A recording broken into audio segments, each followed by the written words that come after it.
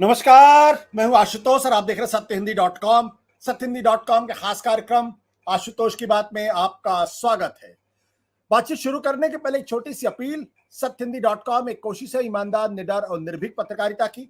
हम अपने उन लाखों दर्शकों के शुक्रगुजार हैं जो लाखों की संख्या में हमारे कार्यक्रमों को देखते हैं और हमारा मनोबल बढ़ाते हैं।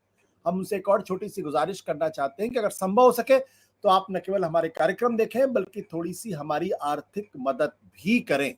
हमारे लिए बहुत बड़ी मदद होगी। आप ऐसा कर सकते हैं। आप इस वीडियो के डिस्क्रिप्शन में जाएं, सत्य हिंदी के सदस्य बने, थोड़ा सा आर्थिक भुगतान करके हमारे लिए बहुत बड़ी मदद होगी। और अब आप सत्य हिंदी को इंस्टाग्राम पर भी फॉलो कर सकते हैं। वहां पर भी आप हमारे वीडियोस, हमारे टेक्स्ट, तमाम चीजों को आप देख सकते हैं और उम्मीद करेंगे कि आप वहां भी हमको ठीक से फॉलो करेंगे और हमारी खबरों को कायदे से वहां का विश्लेषण देखेंगे। और अब आज की बातचीत हम शुरू करते हैं। लेकिन बातचीत शुरू करने के पहले एक चीज मैं अपने दर्शकों को बता देना चाहता हूं कि दरअसल जो 4 राज्यों के विधानसभा चुनाव होने वाले हैं और अगले 2-3 महीनों के अंदर वो होने वाले, मध्य प्रदेश, राजस्थान, छत्तीसगढ़ और तेलंगाना। और ऐसा लगता है जैसे भारतीय जनता पार्टी ने इस विधानसभा चुनाव को बहुत गंभीरता के साथ लिया है। और यह बात इसलिए लग रही है क्योंकि कर्नाटक में जिस बुरी तरीके से भारतीय जनता पार्टी की हार हुई थी, उससे लगता है उन्होंने कुछ सबक लिया है और इसको इतनी ज्यादा गंभीरता से ले लिया है कि अब इन चारों राज्यों के लिए उन्होंने जो 2 बड़े नाम सुझाए हैं, जिनकी सुझाई क्या बल्कि जिन 2 बड़े नामों को डिप्रूट किया है, आप उनको सुनकर हैरान रहेंगे। मध्य प्रदेश और छत्तीसगढ़ की जिम्मेदारी दी गई है अमित शाह को, जो देश के गृह मंत्री हैं, भारतीय जनता पार्टी के अध्यक्ष रह चुके हैं। और जेपी नड्डा जो मौजूदा भारतीय जनता पार्टी के अध्यक्ष है, राजस्थान और तेलंगाना की जिम्मेदारी उनको दी गई है। और अंतिम जिम्मेदारी अमित शाह और जेपी नड्डा को ओवरऑल दी गई है कि इन चारों राज्यों में भारतीय जनता पार्टी की तरफ से कोई कोर कसर ना बचे। इसलिए 2 प्रधानमंत्री के बाद जो सबसे ताकतवर, सबसे बड़े नेता हैं बीजेपी के, उनको ये जिम्मेदारी दी गई है। इसके अलावा जो अलग अलग राज्यों की जो जिम्मेदारियां दी गई हैं, उसमें भी बीजेपी के कई जो हेवीवेट लोग हैं उनको जिम्मेदारियां दी गई। मध्य प्रदेश की जिम्मेदारी भूपेंद्र यादव और अश्विनी वैष्णव के पास है। छत्तीसगढ़ की जिम्मेदारी ओम माथुर और मनसुख मांडविया की है। राजस्थान की जिम्मेदारी प्रहलाद जोशी और नितिन पटेल की है। तेलंगाना की जिम्मेदारी प्रकाश जावड़ेकर और सुनील बंसल की है। सवाल यह है कि अभी तक इन राज्यों में के चुनाव का ऐलान नहीं हुआ है, लेकिन इसके बावजूद जिस तरीके से अमित शाह और जेपी नड्डा को जिम्मेदारी सौंपी गई है, वो साफ दर्शाता है कि कहीं ना कहीं भारतीय जनता पार्टी के अंदर कुछ खलबली है।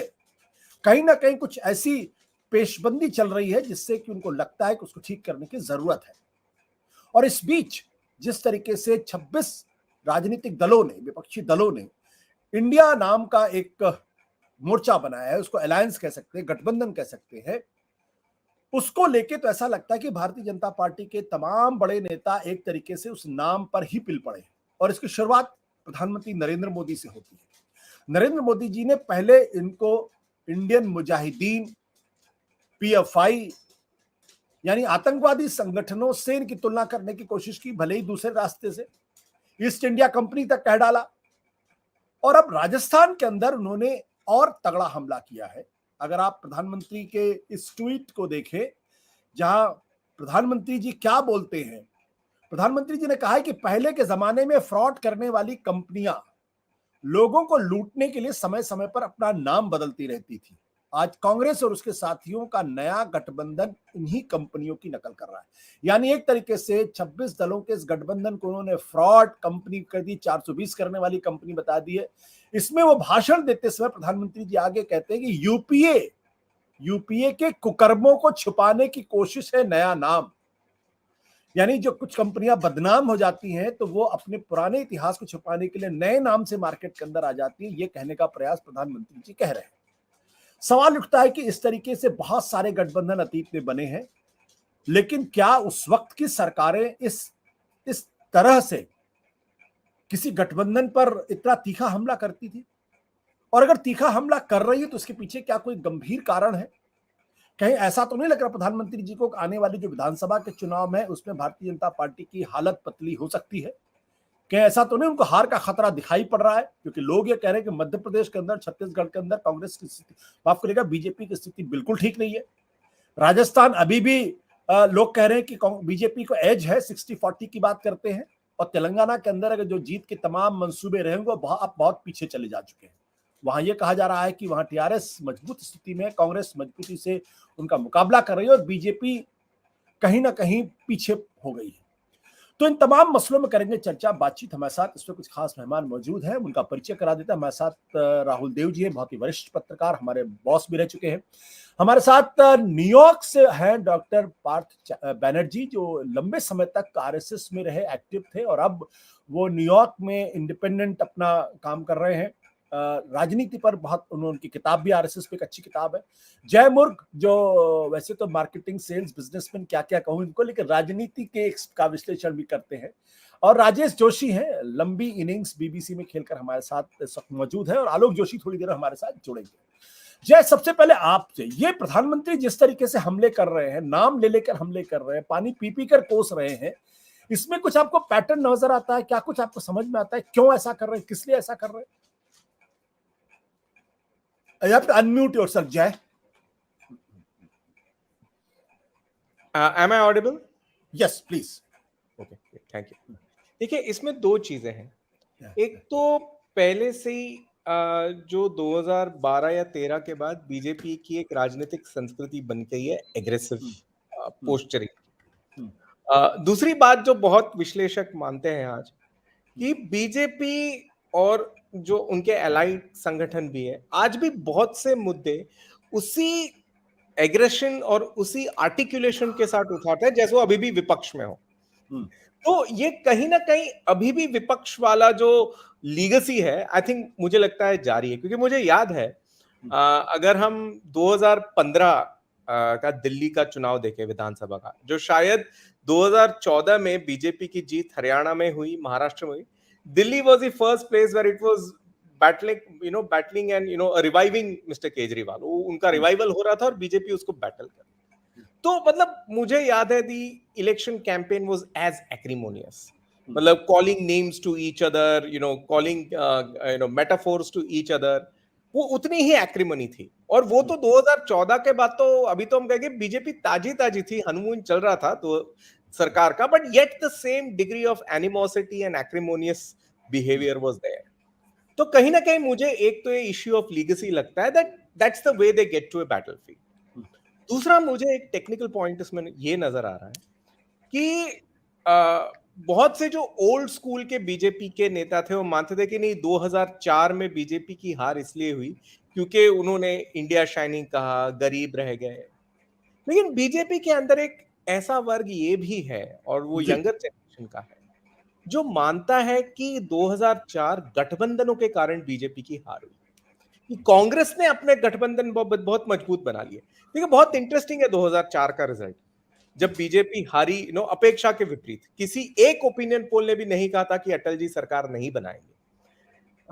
बीजेपी की जीत जबरदस्त होती है मध्य प्रदेश में, छत्तीसगढ़ में, राजस्थान में, लेकिन जहां विपक्ष पूरी तरह संगठित होता है, तमिलनाडु, बिहार, आंध्र, वहां पे बीजेपी की हार होती है। बंगाल में उस समय, आज तो मतलब यंगर जनरेशन को बहुत अच्छा मालूम है, ममता बनर्जी बीजेपी की एलाय थी, और पूरे राज्य में वो एक ही अपनी लोकसभा बचा पाई, बाकी सारी की सारी हार गई।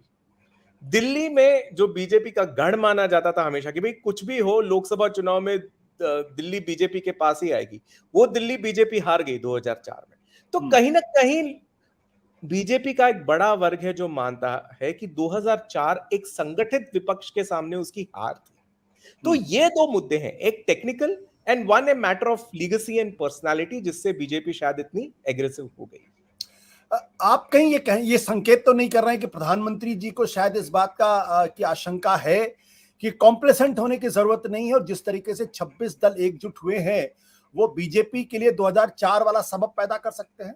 जय, बिल्कुल बिल्कुल। और देखिए, 2004 में कहीं ना कहीं एक कॉम्प्लेसेंसी ही थी या एक ओवर कॉन्फिडेंस था कि 2003 दिसंबर में राजस्थान, मध्य प्रदेश और छत्तीसगढ़ में इतना स्टुपेंडस बहुमत मिला था। और मतलब मैं कहूंगा एक अजीब तरीके की जीत थी कि राजस्थान में कभी ना बहुमत पाया, लेकिन तब बहुमत पाया। मध्य प्रदेश में दिग्विजय सिंह को हराते हुए 173 सीटें आई। तो कहीं ना कहीं उनको लग रहा है कि यार हम कभी भी उस कॉम्प्लेसेंसी में हमें वापस नहीं जाना चाहिए। और दूसरी चीज, ये this has happened after the Karnataka election, जहां पे for the first time BJP's welfare state politics has hit the curve of marginal utility. मतलब अब काफी वेलफेयर करने पर भी आपको एंटी इनकम्बेंसी आ रही है, आ सकती है। What that was a very important message for the central leadership. तो इसीलिए completely no complacency strategy is the only way they could have gone.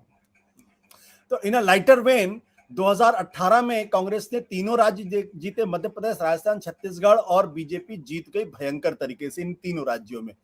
तो आज की तारीख में बीजेपी के हक में ये कि बीजेपी तीनों राज्य हार जाए विधानसभा के और लोकसभा में, ताकि उसका निशाना लग जाए।